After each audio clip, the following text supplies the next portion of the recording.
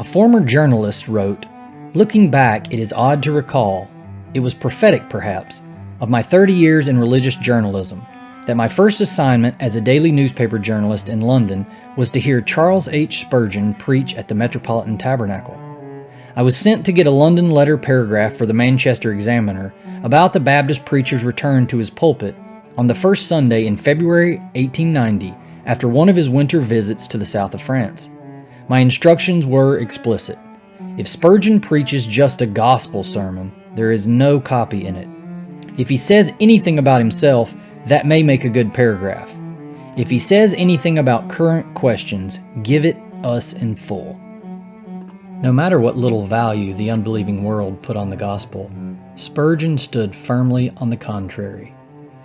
In his first article in the first issue of his Sword and Trowel magazine in 1865, Spurgeon says these words, "These long years the willing crowds have waited on the word.